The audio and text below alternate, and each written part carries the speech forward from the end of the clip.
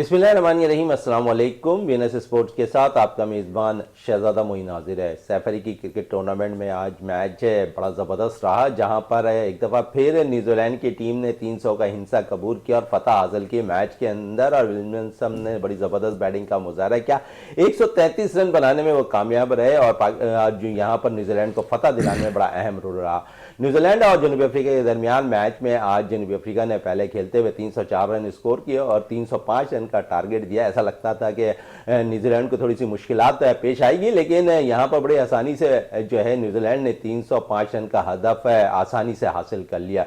Williamson ने बड़ी ज़बरदस्त बैटिंग की, 133 रन बनाने में कामयाब हुए। लेकिन दूसरी तरफ अगर देखें तो जनूबी अफ्रीका के जो ओपनर थे मैथ्यू, उन्हें आज जो है डेब्यू कराया गया वनडे क्रिकेट के अंदर और उन्होंने एक आलमी रिकॉर्ड जो है अपने नाम मंसूब किया और पहले क्रिकेटर बन गए जो 150 रन स्कोर करने में कामयाब रहे अपने डेब्यू के अंदर।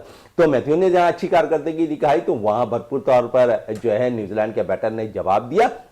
और साथ साथ क्योंकि पाकिस्तान क्रिकेट टीम जो है national bank cricket stadium Karachi में सैफ अली की टूर्नामेंट के सिलसिले में प्रैक्टिस कर रही थी और पहली दफा ऐसा देखा गया कि नेशनल बैंक क्रिकेट स्टेडियम में पाकिस्तान टीम प्रैक्टिस कर रही है, जहां पर 12 तारीख को पाकिस्तान और जनूबी अफ्रीका के दरमियान जो है मैच खेला जाएगा। और ये मैच जो है अब सेमीफाइनल की जो है शक्ल अख्तियार कर गया है और न्यूजीलैंड की टीम सैफ अली की टूर्नामेंट के फाइनल में पहुंच चुकी है, जो 14 तारीख को national bank cricket stadium Karachi में खेला जाना है।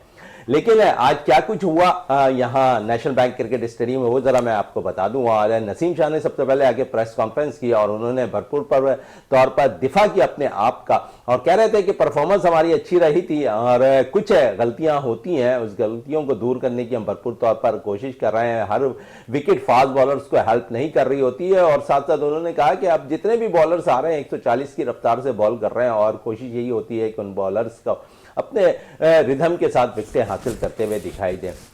बड़ा इंपॉर्टेंट रहा आज के सेशन, जहां पर अगर हम देखें तो हारिस रऊफ टीम के साथ प्रैक्टिस नहीं कर रहे थे। ओवरऑल अगर हम देखें तो इस सीरीज के अंदर हारिस को जो है इंजरी के शिकार हुए हैं। अब देखते हैं कि हारिस कम बैक किस तरह करते हैं या फिर आईसीसी चैंपियंस ट्रॉफी से कबल जो है वो जो है टीम से बाहर होते हैं या टीम के साथ ही रहते हैं। अभी तक पाकिस्तान क्रिकेट बोर्ड ने इस चीज को आगाह नहीं किया। और दूसरी तरफ अगर हम बात करें इसी हवाले से चैंपियंस ट्रॉफी के हवाले से, तो बड़ी जबरदस्त चीज अगर हम देखेंगे, क्योंकि कल नेशनल बैंक क्रिकेट स्टेडियम है कराची में, जिस तरह लाहौर का घूंघट उठा था कज़ाफी स्टेडियम का, इसी तरह कल कराची के कज़ाफी स्टेडियम के बाद जो है कराची के नेशनल बैंक क्रिकेट स्टेडियम पर जो है हम देखेंगे कि कल कराची का घूंघट उठेगा। और यहां पर शायकीन क्रिकेट के लिए कल इस तकरीब में भरपूर तौर पर शिरकत की दावत दी है पाकिस्तान क्रिकेट बोर्ड ने। साथ साथ मजदूरों को जहां उन्होंने इन्वाइट किया, वहाँ शायकीन क्रिकेट के लिए उन्होंने कहा है कि आए इफ्तिताई तकरीब को एंजॉय करें। जफर अली यहाँ मौजूद होंगे, उसके साथ साथ अगर हम देखें तो साहिर भग्गा यहाँ मौजूद होंगे, फिर जिस तरह पाकिस्तान शफकत जो है अमानत अली खान मौजूद होंगे, जो भरपूर तौर पर अपना परफॉर्म करेंगे इस इफ्तिताई तकरीब में। और खूब आतिशबाजी का भी मुजाहरा होगा, म्यूजिक का तड़का भी लगेगा और एक भरपूर तौर पर शायकीन क्रिकेट कल इस इफ्तिताई की तकरीब में शिरकत कर इंजॉय कर सकते हैं। साथ साथ इस इफ्तिताई तकरीब को अब तक की जो इत्तलात है उसमें सदर पाकिस्तान मुमलिकत आसिफ अली जरदारी ने शिरकत करनी है और अगर वो यहाँ तशरीफ ले आते हैं तो एक और चीज होगी, क्योंकि हमने देखा इससे कबल कज़ाफी स्टेडियम लाहौर में जो है पाकिस्तान के प्राइम मिनिस्टर शहबाज शरीफ ने इफ्तिताह किया था, तो यहां आसिफ अली जरदारी इफ्तिताह करते हुए दिखाई देंगे। ये सब कुछ आज हम बात भी करेंगे और कोशिश होगी हमारी कि क्योंकि पाकिस्तान क्योंकि बड़ा इंपॉर्टेंट अब मैच खेलेगा जनूबी अफ्रीका के खिलाफ। आया पाकिस्तान अगर कारकर्दगी दिखाता है, मैच जीतता तो फाइनल के लिए क्वालिफाई कर जाएगा। इसी हवाले से थोड़ी सी बात भी कर लेते हैं और हमारे साथ आज स्टूडियो में मौजूद है जावेद इकबाल भट्टी साहब, जो इस पर आज हम बात भी करेंगे। लेकिन इससे कबल मैं आपको, क्योंकि 14वीं Rashid D Habib national professional golf championship मुनक्किद हुई और उसमें कामयाबी हासिल की अहमद बेग ने, और अहमद बेग के हवाले से हम आपको बता दें कि अहमद इसी चैंपियनशिप के 13वें के जो है दिफाई चैंपियन भी थे और एक दफा फिर उन्होंने कामयाबी भी हासिल कर ली है। तो इसी हवाले से हमने एक छोटा सा पैकेज तैयार किया है, वो पैकेज पहले हम आपको दिखाते हैं, फिर प्रोग्राम को बाकायदा स्टार्ट करते हैं। 14वीं Rashid D Habib national professional golf championship Karachi golf club के कारसाज के सरसब्ज कोर्स पर 4 रोज तक जारी रही। मैं तो फर्स्ट टाइम यहाँ पे पार्टिसिपेट किया मैंने एंड टू बी ऑनेस्ट मैं खुद कोई गोल्फर नहीं हुआ, ना ही मैं खेलता हूँ, लेकिन आप लोगों के जज्बे से और जितनी एक्टिवली आप पार्टिसिपेट किया, लगता है ये कि गेम काफ़ी पॉपुलर है। तो मेरा ख्याल है कि हमें और अगेन अब्बास भाई और उनकी पूरी टीम, मंसूर खान साहब और कुमैल साहब, सब ने जिन्होंने इस टूर्नामेंट को ऑर्गेनाइज़ किया, और साथ में टूर्नामेंट के ऑर्गेनाइजर्स, मैं समझता हूँ सब मुबारकबाद के मुस्तहिक हैं कि जिन्होंने इस टूर्नामेंट का इनेकाद किया और इस तरह की जो हमारी तफरीही और स्पोर्ट्स रिलेटेड एक्टिविटीज़ हैं उनको फ़रोग देने के लिए अपना किरदार अदा किया। अदरवाइज़ तो मेरा ख्याल बैंकर्स जो है वो ज़्यादातर बैंकिंग में इतने ज़्यादा मसरूफ़ रहते हैं कि शायद उनको टाइम नहीं मिलता, लेकिन कुछ बैंकर्स मैंने देखा ऐसे हैं कि वो रेगुलर गोल्फर्स भी हैं। तो मेरा ख्याल देखना पड़ेगा कि वो बैंकिंग कब करते हैं और गोल्फ कब खेलते हैं।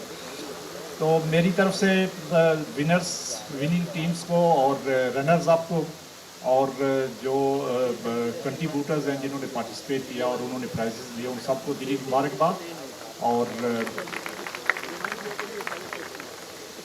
और मैं समझता हूँ कि इस तरह के इवेंट्स का इनेकाद होते रहना चाहिए, और हमें जब भी मौका मिले इस तरह की एक्टिविटीज़ में पार्टिसिपेट करना चाहिए, क्योंकि एक तो उससे खेलों का फ़रोग होता है और दूसरा हमारे अपने जिस्मानी सेहत के लिए भी ये ज़रूरी है कि हम इस तरह के इवेंट्स का जो इनेकाद करें और उसमें पार्टिसिपेट करें। तो अगेन बहुत शुक्रिया, मैं आपका ज़्यादा टाइम नहीं लूँगा।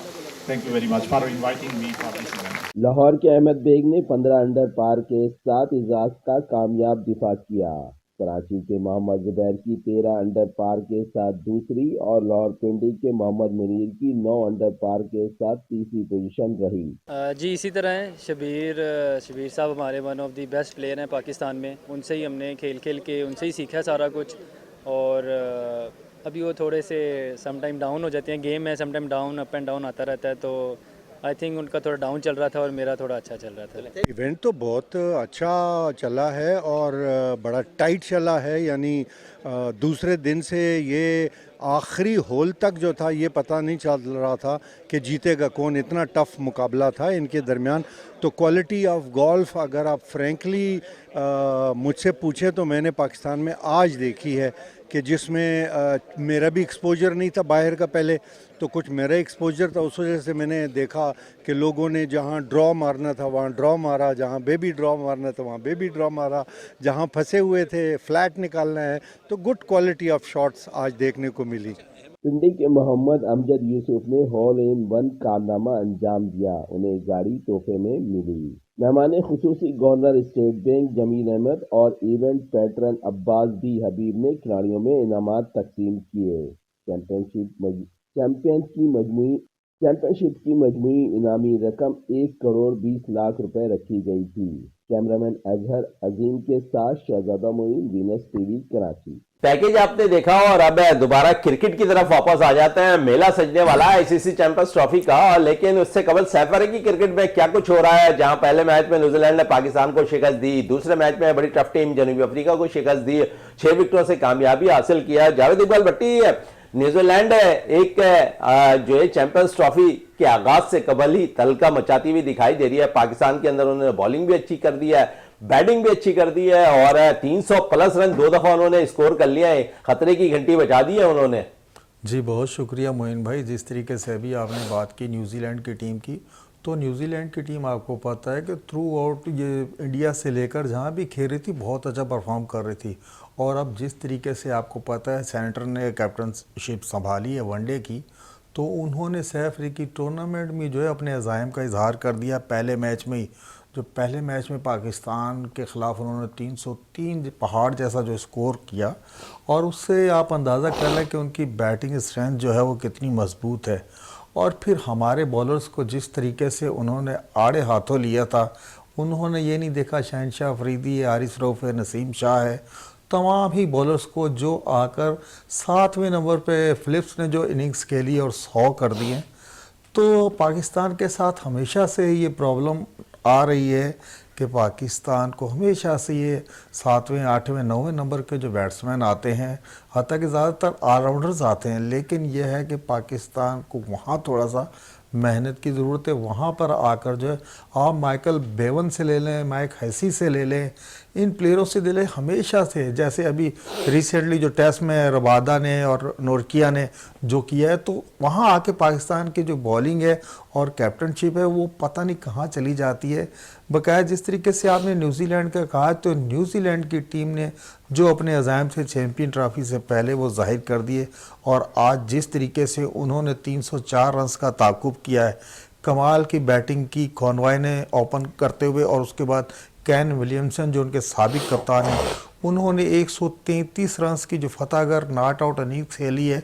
तो आप देखें कि बिल्कुल उन्होंने कोई भी, और जिस तरीके से पाकिस्तानी प्लेयर सेकंड अगर बैठी हो तो डरे डरे सहमे सहमे से नज़र आते हैं, उनकी बॉडी लैंग्वेज से पता चल रहा था।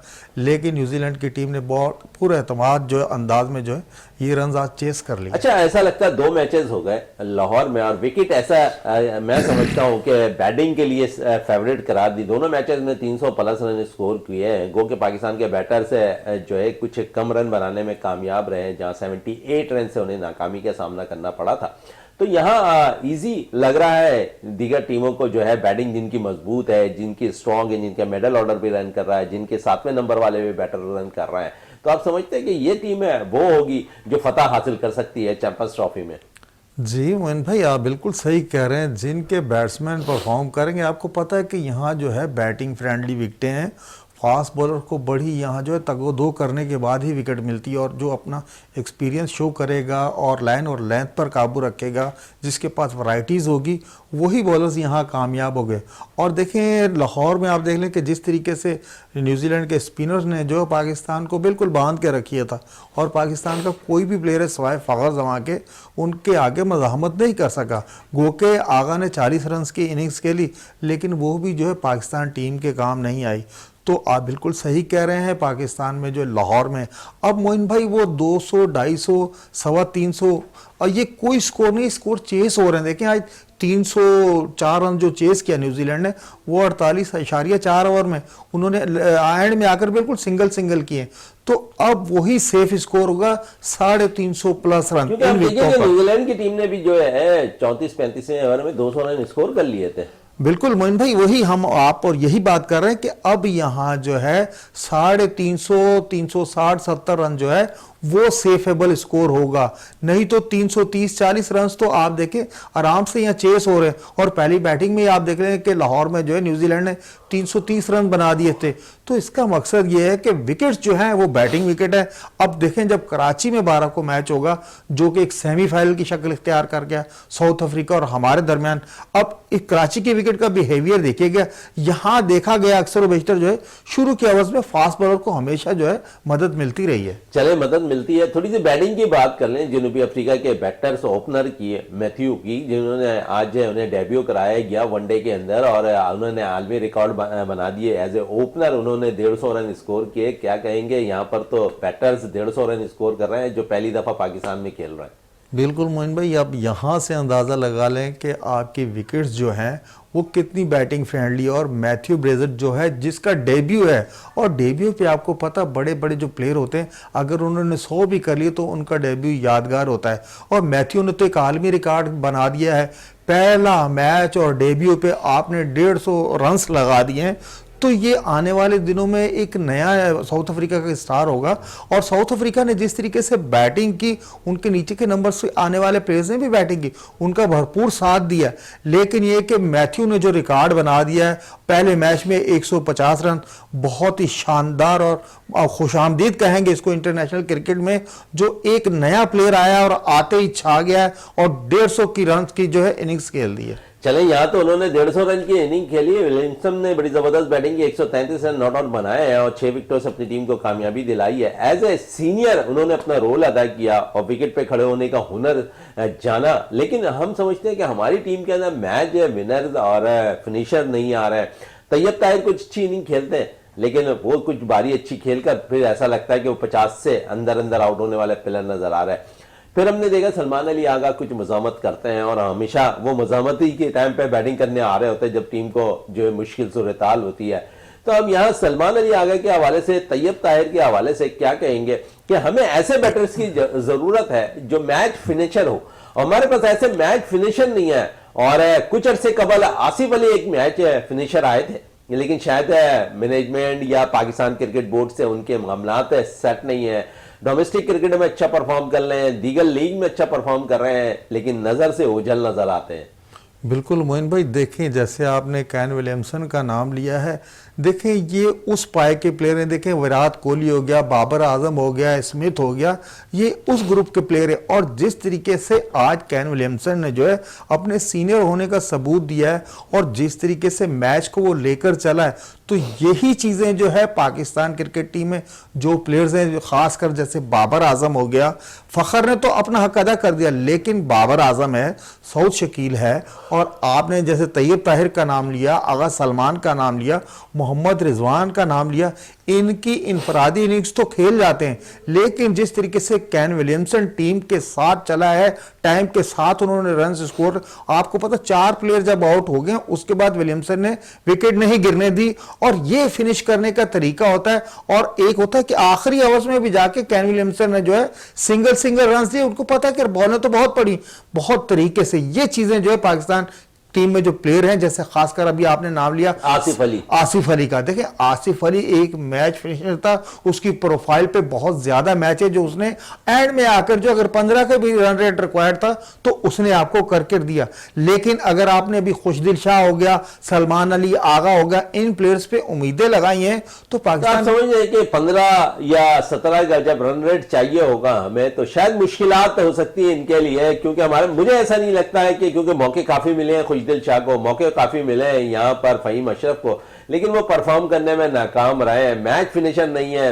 आप सिलेक्ट करते हैं एक दफा फिर जो है बीपीएल को, और फिर आप इज्जत नहीं देते अपने डोमेस्टिक के प्लेयर्स को जिन्होंने डोमेस्टिक में रन के अंबार लगाए हुए हैं, तो आप समझते हैं कि फिर वही कहानियां होती हुई आहिस्ता आहिस्ता दिखाई दे रही हैं।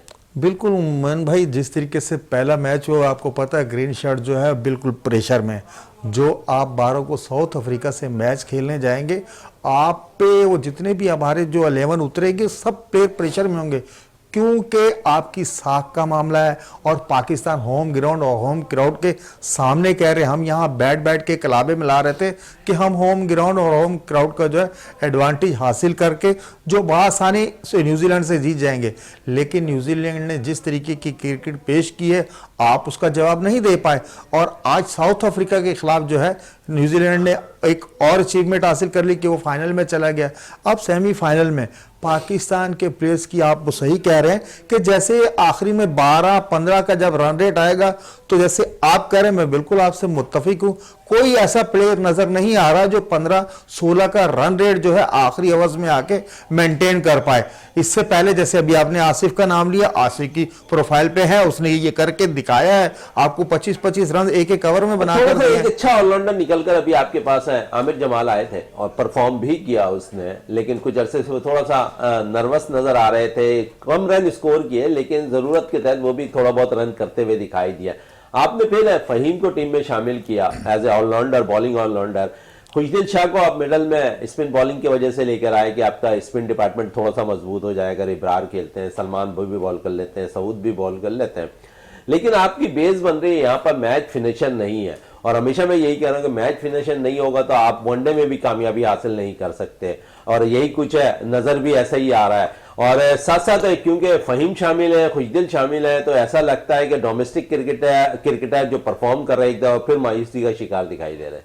बिल्कुल मोइन भाई, जिस तरीके से भी आप सही कह रहे हैं कि अगर हम डोमेस्टिक को जब इज्जत नहीं देंगे तो जाहिर है डोमेस्टिक में जो प्लेयर ऊपर आ रहे हैं, अपनी परफॉर्मेंस देकर आ रहे हैं, वो तो जाहिर है उनमें तो मायूसी फैलेगी। लेकिन यही है कि जिस तरीके से अभी आपने फहीम को या खुशदिल को इन किया है, चले खुशदिल को आपने मैच देखी, ना उसकी कोई बॉलिंग में जान थी, ना उसकी कोई ऐसी बैटिंग आउटस्टैंडिंग थी जो आपको पाया तकमील तक आखिर तक लेकर जाता। वो एक रैश शॉट खेलते हुए बिल्कुल आउट होकर चले गए।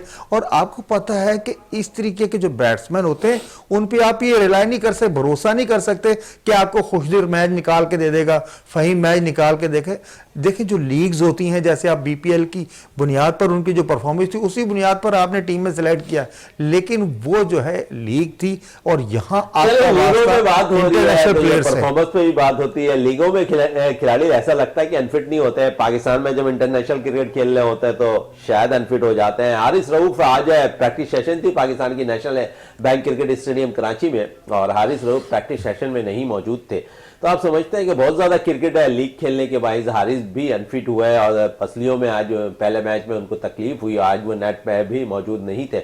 और अब जब हम 12 को मैच खेलेंगे जनूबी अफ्रीका के खिलाफ तो ऐसा लगता है कि वो भी टीम में शामिल नहीं होंगे। आईसीसी चैंपियंस ट्रॉफी से कबल आपको ऐसा लगता है कि हारिस की सूरत में भी एक धचका नजर आ रहा है?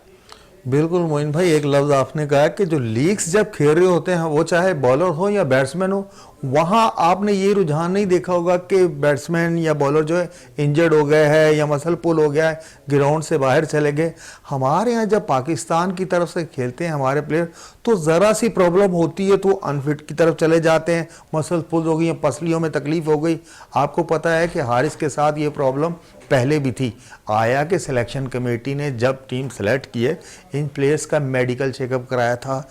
देखें आप इतनी बड़ी, क्योंकि मैं इसलिए जैसा बात कर रहा हूं कि बड़ा इंपॉर्टेंट है हारिस का टीम में होना, क्योंकि पाकिस्तान विकेटों में अच्छा परफॉर्म कर रहे हैं और टीम की तब्दीलियों का जो डेट है आखिरी जो तब्दीली का वो कल का दिन है, तो परसों का दिन है। तो आप समझ रहे हैं इस वक्त अगर ये पोजीशन रही तो ऐसा लगता है कि हम एक फास्ट बॉलर से कमी कर हमें फिर कोई फास्ट बॉलर इन करना पड़ेगा टीम में।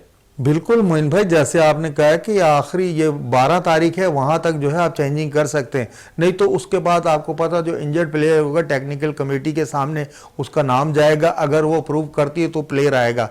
हारिस की सूरत में जो है अगर हारिस जो है चैंपियन ट्रॉफी नहीं खेलता, नो डाउट कि हारिस राव बहुत टैलेंटेड बॉलिंग है और हर विकेट पे वो बॉल करा सकता है, कभी उसको रन्स भी लग जाते हैं, लेकिन आप जो उस पर एतमाद कर सकते हैं कि वो अक्सर बेशतर अच्छे स्पेल कराता है। जब वो सेकंड में आता है तो अच्छे स्पेल कराता है और डेथ ओवर्स में भी अच्छी बॉलिंग करता है। तो ये साफ नजर आ रहा है कि जिस तरीके से आपको पता है कि कजाफी स्टेडियम में जो मैच हो रहा था उन्होंने सिर्फ 6 ओवर में 2 बॉलें कराई हैं, बैटिंग करने भी नहीं है और फिर बैटिंग पे भी नहीं है। तो इसका मकसद ये है कि उनके साथ प्रॉब्लम जो है इंजरी की संगीन नौयत की है। यही वजह है कि आपने बैटिंग पे नहीं भेजा। और आपको पता आज नेशनल बैंक पे पूरी टीम प्रैक्टिस कर रही है, जो कि हमारे एक सेमीफाइनल की शक्ल में साउथ अफ्रीका से मैच होने जा रहा है 12 को। तो हारिस राव जो है प्रैक्टिस सेशन में भी नहीं नजर आ रहा। तो ये पाकिस्तान क्रिकेट बोर्ड के यानी कि सवालिया निशान हो रहा। आया कि जब आपने हारिस को सेलेक्ट किया था, जब वो सुपर फिट थे, 100% फिट थे, तो अगर 100% फिट आपने सेलेक्ट किया था तो उनको जो है लाहौर में बैटिंग पे लाजमी आना चाहिए था। चले हारिस टीम में नहीं आते तो कौन सा ऐसा बॉलर है जो पाकिस्तान को रिप्रेजेंट कर सकता है आईसीसी चैंपियंस ट्रॉफी में? मोइन भाई देखिए, रिप्रेजेंट करने वाले तो बहुत से बॉलर, लेकिन आपके पास हसनैन मौजूद है बॉलिंग में। हसनैन तो टीम के साथ मौजूद है, वो टीम का हिस्सा है। अब आप चाहे देखें, आप किसी भी बॉलर को, डोमेस्टिक के बॉलर्स को तो आप लाने से रहे, क्योंकि डोमेस्टिक में जो परफॉर्म करें उन बॉलर्स को तो कभी भी आपने अब्बास आफरीदी को टीम में जरूर होना चाहिए इस स्क्वाड के अंदर आईसीसी चैंपियंस ट्रॉफी के लिए। और मैं अब्बास के हवाले से इसलिए आपसे बात कर रहा हूं कि अब्बास अगर टीम में आएंगे तो आपकी बैटिंग भी थोड़ी सी स्ट्रांग हो जाएगी। बिल्कुल सही पॉइंट आउट किया है, क्योंकि जो मोहम्मद अब्बास की परफॉर्मेंस है उससे पहले अब्बास अफरीदी की जो वनडे और T20 में परफॉर्मेंस है वो बिल्कुल डिजर्व करता है। और आपने बैटिंग की बात की, क्योंकि उसके क्रेडिट पे जो डोमेस्टिक में सेंचुरीज भी हैं, तो उससे बिल्कुल आप सही कह रहे हैं कि अगर अब्बास को आप इन करते हैं तो अब्बास आफरीदी जो है बिल्कुल हारिस का नेमुल बदल हो सकता है और इससे आपकी बैटिंग स्ट्रेंथ भी मजबूत हो जाएगी। चले बैटिंग स्ट्रेंथ भी मजबूत हो जाएगी, लेकिन साथ साथ मैं आपसे ये जरूर पूछूंगा क्योंकि फखर को टीम में वापसी हुई है, फखर एक दफा फिर टीम में आया, फिर बड़ी जबरदस्त बारी खेलने में भी रहे, 84 रन की बारी खेल ली उन्होंने।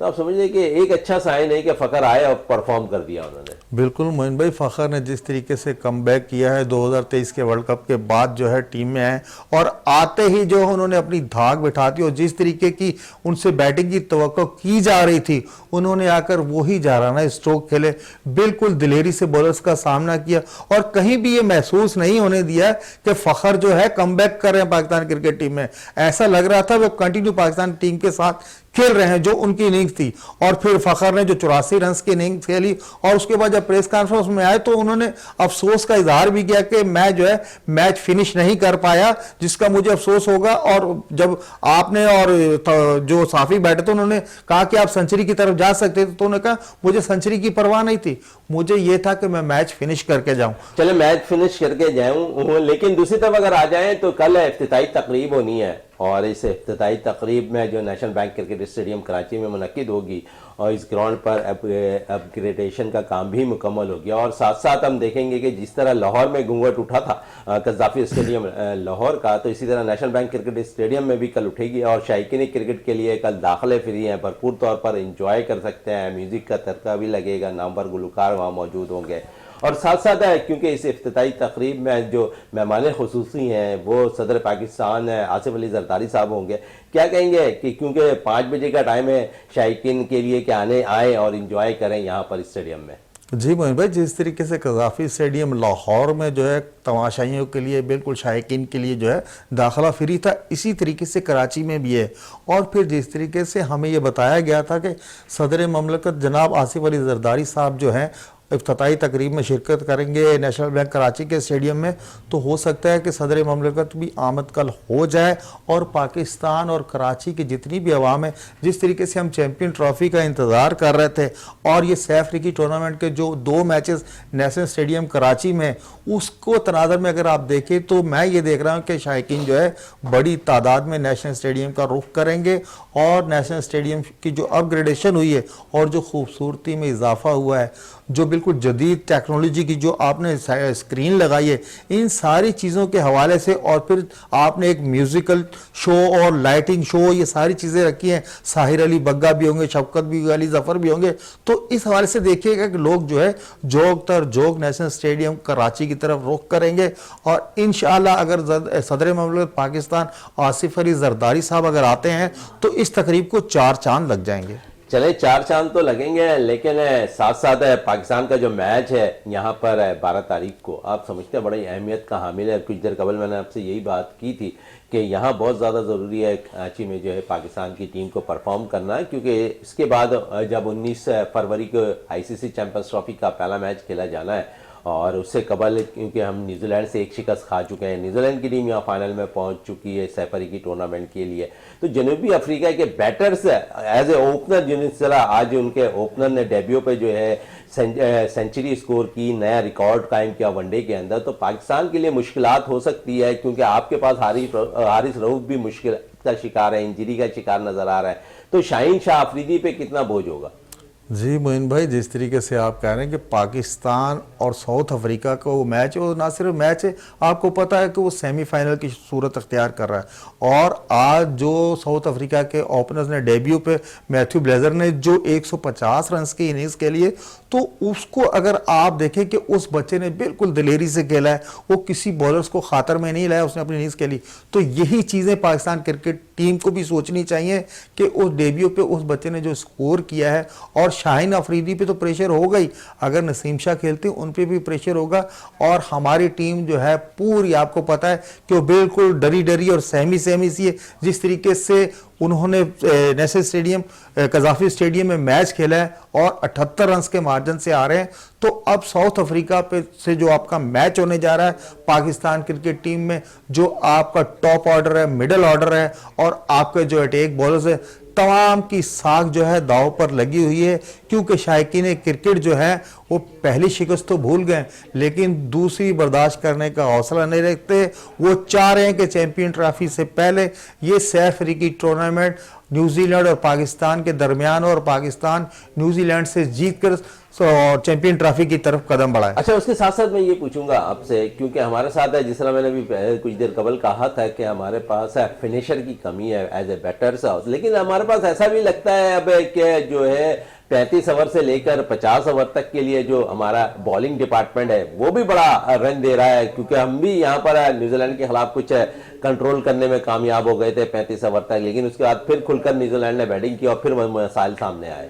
मोइन भाई, ये हमारा खासा है, हमेशा से मैंने आपसे पहले भी बात की थी कि जो 7वें 8वें नंबर के जब प्लेयर आ जाते हैं हम ऊपर के तो आउट कर लेते हैं, 7वें 8वें नंबर के जिस तरीके से फ्लिप ने आपको पता है बच्चों की तरह मारा है, वो तो हमारे मैन बॉलर शाहिनशाह अफरीदी को ले लें, आप नसीम शाह को ले लें, उन्होंने ना किसी स्पिनर को ना फास्ट बॉलर को, उन्होंने 100 रन की इनिंग्स की और मजे की बात उन्होंने पहली सेंचुरी बनाई वो भी हमारे खिलाफ। इससे पहले भी माइकल बेवन हो गया, माइकल हसी हो गया और अभी रबाडा हो गया, नोरकिया हो गया, इन तमाम वो प्लेयर हैं जो 6 7वें नंबर पर आते हैं।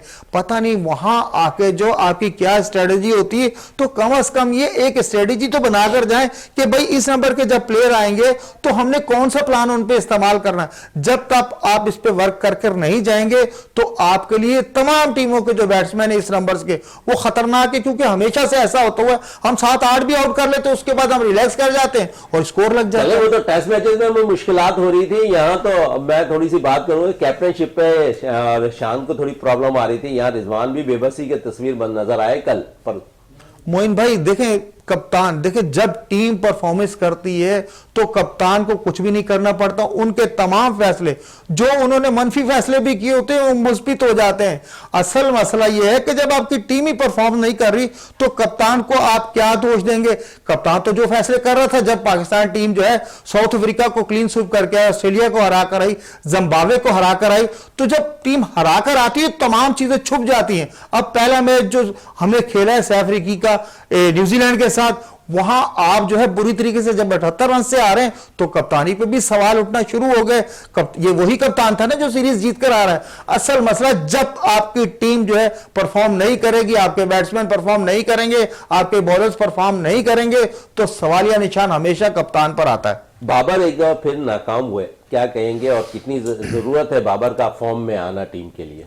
मोइन भाई ये बाबर को जो आपने हैज ए ओपनर दोबारा वनडे में फखर के साथ भेजा है, जो आपने प्लान दिया था, आपको पता है इससे पहले भी काफी चीजें हम सुन चुके थे कि बाबर का सिर्फ काम होगा ज्यादा से ज्यादा जो है स्टे करना है विकेट पे और ज्यादा से ज्यादा ओवर खेलने।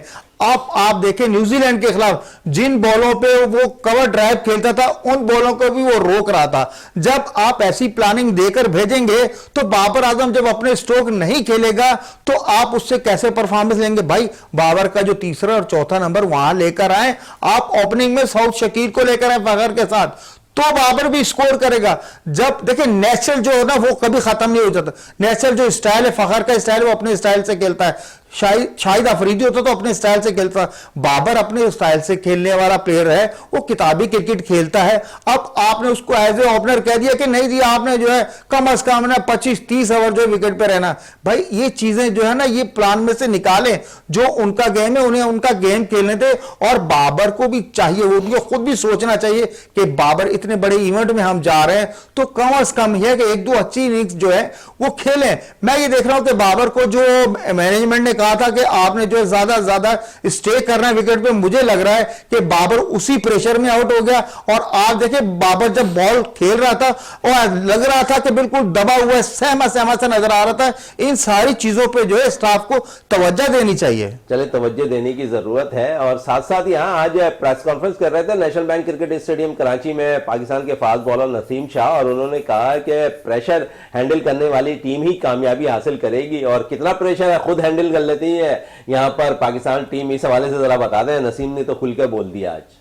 मोमिन भाई नसीम ने तो खुद बोल दिया, तो नसीम शाह भी तो प्रेशर नहीं झेल पा रहा ना। अगर हमारी टीम नहीं झेल पा रही तो नसीम शाह क्या कर रहा है। नसीम शाह की जो क्लास थी, जिस तरीके की उसकी बॉलिंग थी, आप उस मैच में वो बॉलिंग करा ही नहीं पाए। शाहिनशाह अफरीदी ने शुरू में आउट कर दिया, उसने अपनी बॉलिंग की दाग बिठाना चाहिए। लेकिन ग्लेन फिलिप्स जब आया, फिलिप्स ने मार मार के आपके बॉलर को बिल्कुल जो है ना बिल्कुल सामने खड़ा कर दिया कि बेबस कर दे। आपके बॉलर बिल्कुल बेबस थे, उसने अपनी मर्जी से स्ट्रोक खेले, जहां उसका दिल कर रहा था वहां वो कह रहा था। इससे पहले उसने कभी 70-80 रन भी नहीं किए, जिसने आपके खिलाफ पहली सेंचुरी बना दी। तो प्रेशर हैंडल करना अगर नसीम शाह कह रहा है तो भाई आपको चाहिए आपकी टीम के साथ बैठे और आपके जो इंतजामिया में लोग हैं, पाकिस्तान क्रिकेट बोर्ड के लोग, उनके साथ बैठे कि भाई प्रेशर किस तरीके से हैंडल किया जाता है। किसी सीनियर क्रिकेट को बुलाएं, उनको आप अपने डग आउट में बुलाएं, उनसे आप मशवरे लें। सरफराज अहमद को बुला के उससे मशवरे ले लें, मोहम्मद यूसुफ उसको बुला लें।